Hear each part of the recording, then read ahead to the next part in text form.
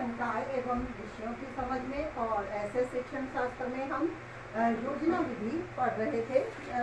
शिक्षण विधियों का हम अध्ययन कर रहे हैं, जिसमें हमने योजना विधि को पढ़ा है और योजना विधि में भी हमने उसकी परिभाषाओं का अध्ययन कर लिया है। योजना विधि क्या होती है, किस तरह से इसका क्रियान्वयन किया जाता है, इस दृष्टि से योजना विधि के निर्माण के जो सिद्धांत हैं उनका भी हमने अध्ययन कर लिया है। जॉन ड्यूवी की विचारधारा के आधार पर किलपैट्रिक महोदय द्वारा योजना पद्धति का आविष्कार किया गया है, प्रतिपादन किया गया है। इसमें बालकों के जीवन की व्यावहारिक आवश्यकताओं और समस्याओं का अध्ययन करके उनका समाधान खोजा जाता है।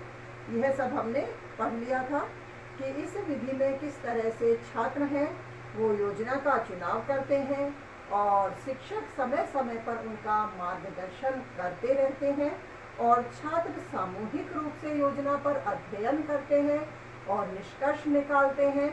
और यदि यह निष्कर्ष या जो परिणाम उन्होंने निकाला है वह संतोषजनक होता है तो मानो योजना विधि जिस तरह से उसका उपयोग किया गया है तो वह योजना सफल मानी जाती है। तो इसी दृष्टि से योजना के निर्माण के हमने सिद्धांत पढ़ लिए थे, जिसमें क्रियाशीलता का सिद्धांत हमने पढ़ा था, उद्देश्य का सिद्धांत, वास्तविकता का सिद्धांत, स्वतंत्रता का सिद्धांत, समन्वय का सिद्धांत और मितव्ययता का सिद्धांत। इन सिद्धांतों को ध्यान में रखकर योजना विधि है यह पूर्ण की जाती है। तो योजना विधि के निर्माण की एक तरह से इस पद्धति की किस तरह से इस पद्धति को पूर्ण किया जाता है, तो इसके कुछ चरण हैं, कुछ सोपान हैं, उसका भी हम अध्ययन कर लेते हैं। जैसे सिद्धांतों को हमने पढ़ा है कि इन सिद्धांतों का ध्यान रखते हुए हमें योजना विधि का अध्ययन करना होता है। तो हम योजना पद्धति के योजना पद्धति या विधि कह सकते हैं, योजना पद्धति के सोपान।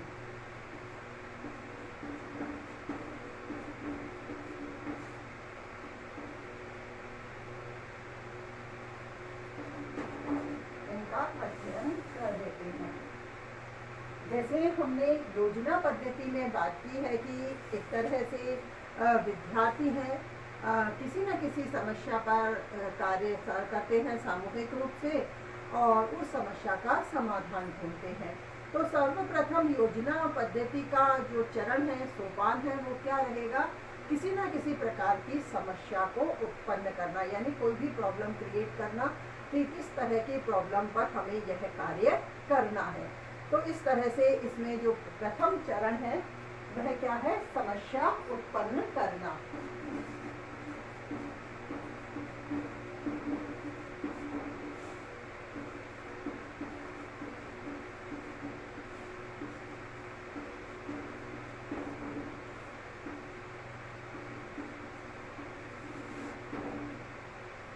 प्रथम चरण के रूप में किसी न किसी समस्या का चुनाव किया जाता है और उस समस्या के लिए कितने बालक या कौन से बालकों का समूह उस मुख्य समस्या पर कार्य करेगा, उसके से संबंधित अध्ययन करेगा। तो इस दृष्टि से इस प्रथम चरण में पहले समस्या का निर्धारण किया जाता है। फिर इसके बाद योजना का चयन करना, जो दूसरा चरण है उसमें योजना का चयन किया जाता है। योजना का चयन करना।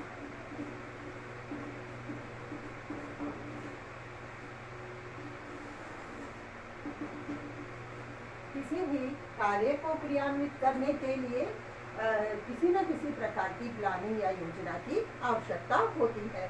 तो इस तरह से जैसे कोई भी समस्या और जो उन्होंने पूर्ण करने जिसका समाधान खोजने के लिए प्रयास किया है, तो उन बालकों का समूह उस समस्या के प्रति जब समस्या उन्हें मिल गई है कि इस समस्या पर कार्य करना है, तो उस कार्य को किस तरह से क्रियान्विति के स्तर तक या पूर्ण निष्कर्ष तक पहुंचाया जाए, इस दृष्टि से योजनाओं का चयन किया जाता है।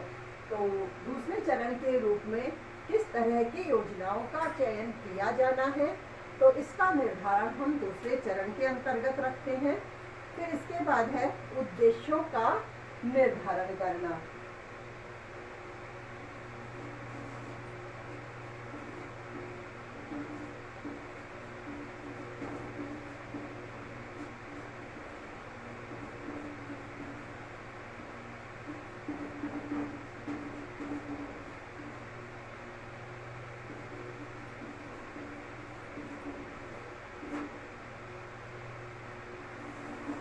योजना विधि के अंतर्गत किस तरह के उद्देश्यों को, जैसे जो समस्या हमने निर्धारित की है उस समस्या से संबंधित हमें कौन से उद्देश्यों की पूर्ति करनी है, किन उद्देश्यों को हमें उस दौरान प्राप्त करना है, इस समस्या से संबंधित किस तरह की योजना का चयन हमने किया है, इस दृष्टि से इस चरण को पूरा करने के लिए जो हमने कौन से उद्देश्य निर्धारित किए हैं, तो उन उद्देश्यों की प्राप्ति हमें कैसे करनी है, तो इनका उद्देश्यों का, इस तरह के उद्देश्यों के निर्धारण का कार्य हमें योजना पद्धति के तीसरे चरण में पूर्ण करना होता है।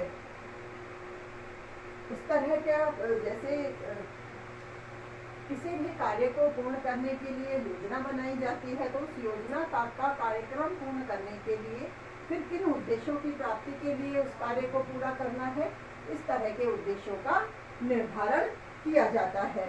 फिर उस कार्यक्रम को क्रियान्वित करने के लिए योजना का जो क्रियान्वित है या कार्यान्वयन है उसे चौथे चरण में रखा जाता है। योजना का क्रियान्वयन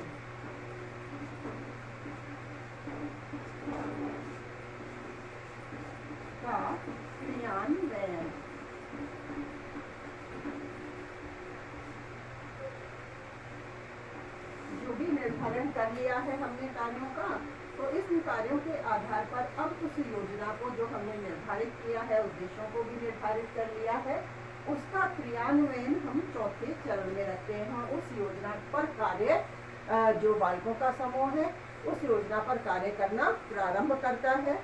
फिर इसके बाद योजना के क्रियान्वयन के बाद, जैसे जिस तरह का समस्या पर उन्होंने अध्ययन करना है, किस तरह की योजना तैयार की है, तो उस योजना के आधार पर समस्या से संबंधित अध्ययन करते हुए किस तरह से उन्हें समाधान के निष्कर्ष की ओर पहुंचना है, इस तरह का प्रयास वे चौथे चरण में योजना के क्रियान्वयन में करते हैं। इसके बाद किस तरह से उन्होंने कार्य किया है और उस कार्य के दौरान क्या निष्कर्ष उन्होंने निकाले हैं और क्या निष्कर्ष ठीक हो सकते हैं, इस दृष्टि से वह मूल्यांकन कार्य भी करते हैं। तो योजना के पांचवें चरण के रूप में हम योजना का मूल्यांकन रखते हैं। योजना का मूल्यांकन,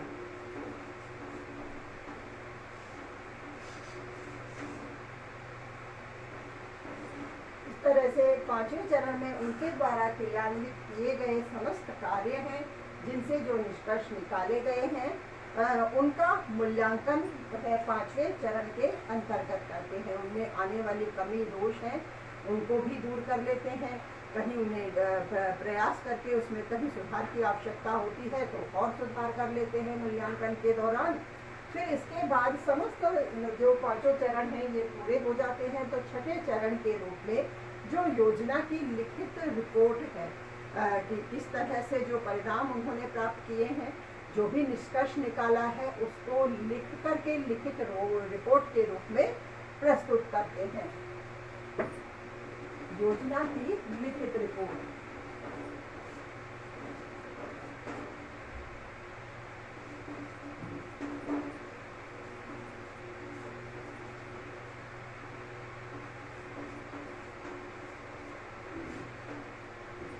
इस तरह से लिखित रिपोर्ट प्रस्तुत करके शिक्षक के समक्ष लिखित रिपोर्ट प्रस्तुत करते हैं।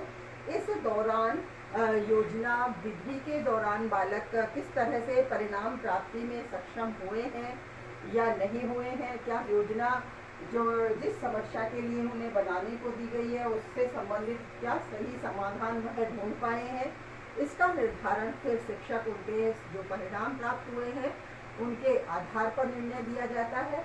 और यदि परिणाम संतोषजनक प्राप्त होते हैं तो उन संतोषजनक परिणामों के आधार पर योजना पद्धति को सफल माना जाता है। इस दृष्टि से जो भी हमारी योजना पद्धति है इसके कुछ लाभ भी हो सकते हैं और कुछ दोष भी हैं। जैसे इसके क्रियान्वयन में किस तरह की कठिनाइयाँ आती हैं, कैसे समय अधिक लगता है, धन अधिक खर्च होता है, या कहीं मूल्यांकन करते हैं तो उसमें भी कई कठिनाइयाँ आती हैं। तो इस दृष्टि से जो योजना पद्धति है उसमें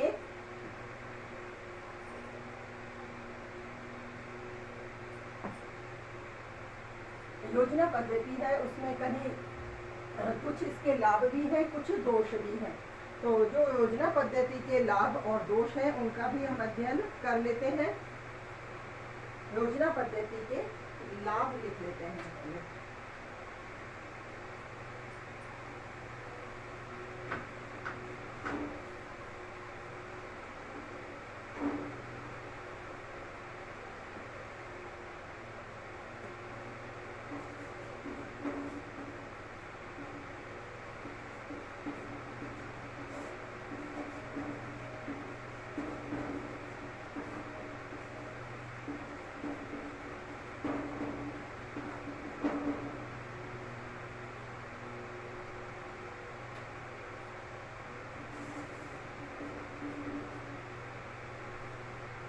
जैसे कई बालक मिलकर, क्योंकि सबसे पहले लाभ में जैसे हम यही बता सकते हैं कि बालक क्योंकि इसमें कार्य स्वयं करते हैं, तो स्वयं करके सीखने से जो भी अधिगम होता है वह स्थायी होता है, अधिक प्रभावशाली होता है।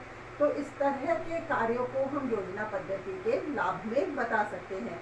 यह विधि अधिगम के सिद्धांतों पर आधारित होती है।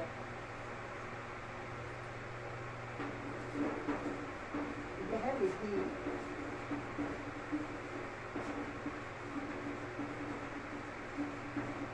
अधिगम के सिद्धांतों पर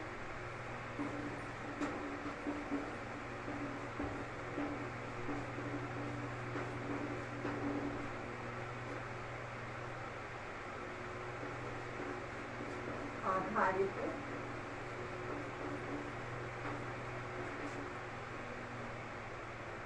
होती है।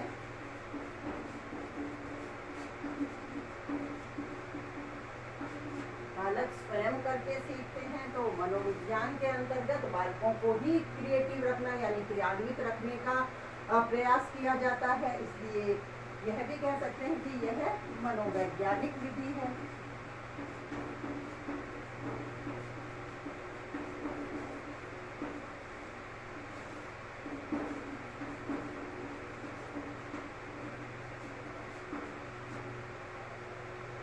यह मनोवैज्ञानिक विधि है और इससे जो भी ज्ञान प्राप्त किया जाता है वह स्थायी होता है। इससे प्राप्त ज्ञान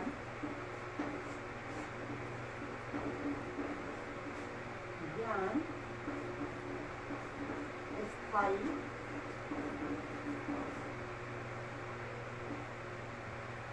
होता है।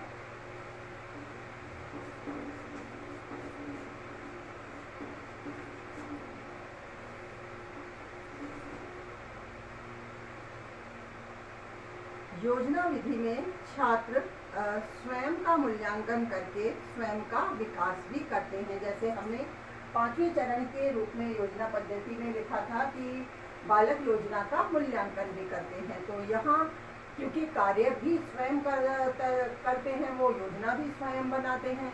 तो इस प्रकार से जब वो स्वतंत्र रहकर कार्य करते हैं, तो जब कार्य उनके द्वारा किया गया है, तो जब योजना का मूल्यांकन करते हैं तो स्वयं का ही मूल्यांकन करते हैं। इस दृष्टि से योजना पद्धति में बालक स्वयं का मूल्यांकन करके स्वयं का विकास करते हैं।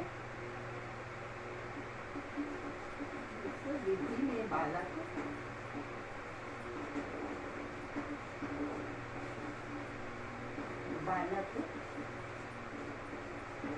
स्वयं का मूल्यांकन करके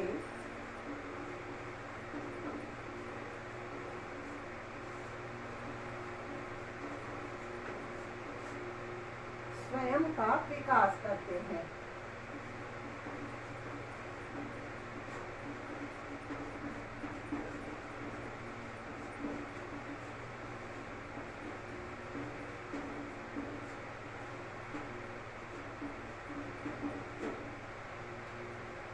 इसी तरह से यह विधि कक्षा शिक्षण के दोष हैं उन्हें भी दूर करने में सहायक होती है।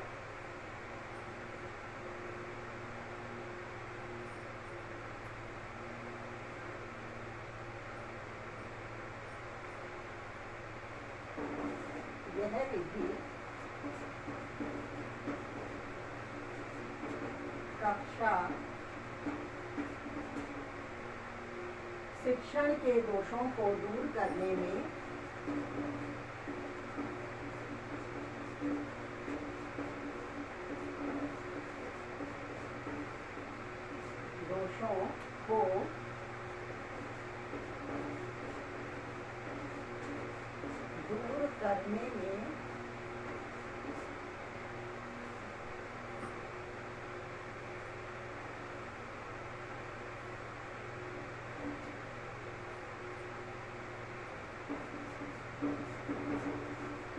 सहायक होती है।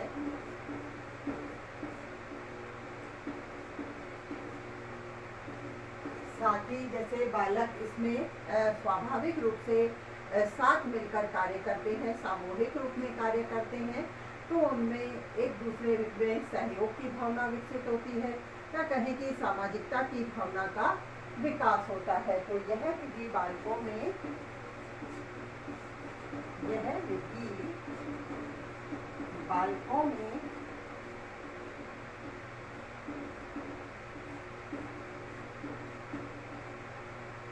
सामाजिकता की भावना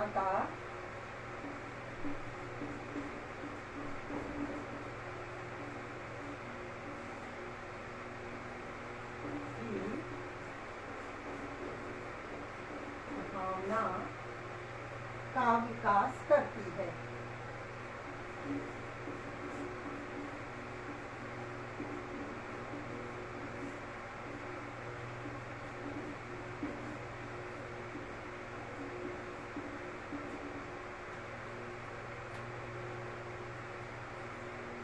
इस तरह से यह विधि जैसे योजना पद्धति है, वह बालकों के सामाजिक विकास के लिए भी, और क्योंकि स्वयं करके सीखने के आधार पर स्वयं के विकास के लिए भी महत्वपूर्ण मनोवैज्ञानिक विधि है। अब इस विधि के दोषों में जैसे, क्योंकि यह विधि अलग बालक सामूहिक रूप से कार्य करते हैं, किसी समस्या पर अध्ययन करते हैं, तो वहाँ समय भी अधिक लगता है, और किसी प्रकार के साधनों का प्रयोग करेंगे तो वहाँ धन की भी आवश्यकता होती है। तो इस तरह से इसमें समय और धन अधिक खर्च होता है। जो इसकी कमियां हैं, ये तो क्या है, योजना विधि के लाभ हैं। तो समय और धन खर्च होने की बात को हम इसके दोषों में रखेंगे।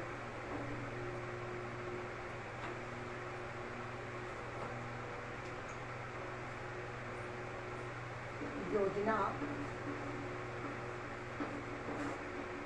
पद्धति के दोष।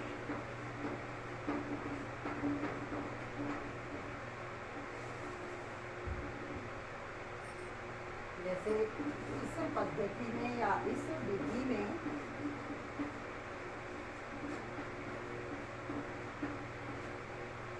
अधिक समय व धन की आवश्यकता होती है। अधिक समय व धन की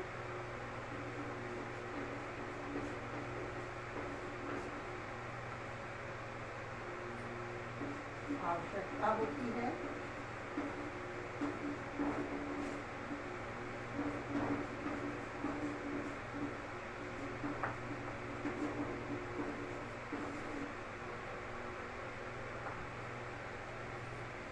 योजना विधि के मूल्यांकन कार्य में भी कठिनाई होती है।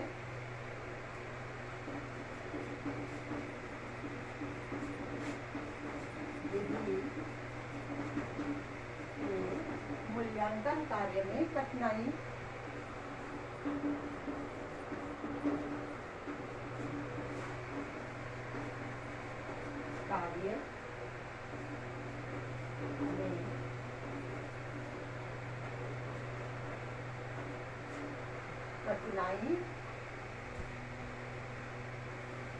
होती है।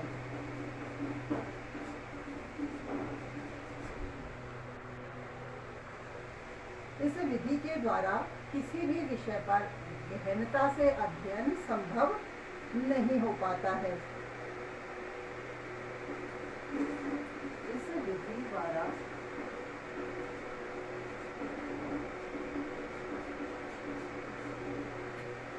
किसी विषय पर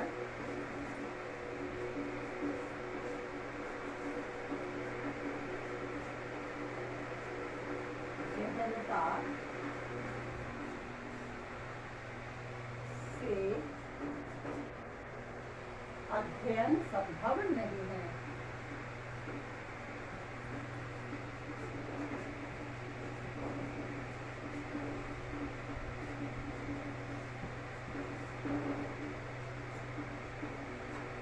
और पाठ्यक्रम को भी व्यवस्थित रूप से पूर्ण कर पाना इस विधि के माध्यम से संभव नहीं हो पाता है।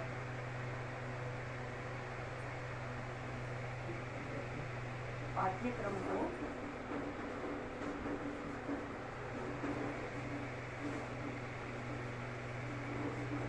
व्यवस्थित रूप से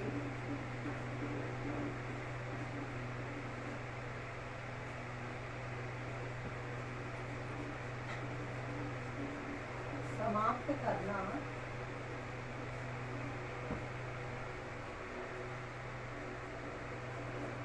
कठिन होता है।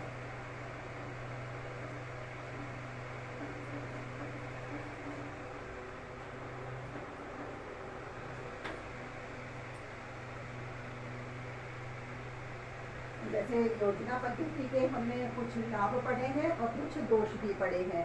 कहीं जैसे कुछ विषयों के आधार पर, कुछ प्रकरणों के आधार पर योजना पद्धति कहीं लाभकारी भी सिद्ध होती है। जैसा कि हमने इसमें पढ़ा है कि क्योंकि बालक सामूहिक रूप से कार्य करके स्वयं करके सीखते हैं, तो स्वतंत्र रूप से समन्वित होकर भी वो कार्य करते हैं। तो समन्वय की भावना, एक दूसरे के साथ मिलकर काम करते हैं, सहयोग की भावना, सामाजिकता की भावना बालकों में विकसित होती है। उससे योजना विधि से किसी विषय या प्रकरण पर कार्य प्राप्त किया जाता है तो उनका ज्ञान स्थायी भी होता है। इस आधार पर योजना विधि के कई लाभ हैं। मुख्य रूप से कई प्रकरणों पर इसे आधारित करके इसका उपयोग किया जा सकता है, लेकिन जैसे हमने इसके दोषों में लिखा है, समय और धन की भी अधिक आवश्यकता होती है। इसी तरह से पाठ्यक्रम के पूर्ण स्वरूप को लेकर यदि हम विचार करें तो इस विधि का प्रयोग करते हुए पाठ्यक्रम को व्यवस्थित रूप से समाप्त करना भी कठिन हो जाता है, क्योंकि इसमें अधिक समय लगता है। तो इस आधार पर कुछ इसके दोष भी हैं। तो हम प्रकरण को ध्यान में रखते हुए ही योजना पद्धति को अपना सकते हैं।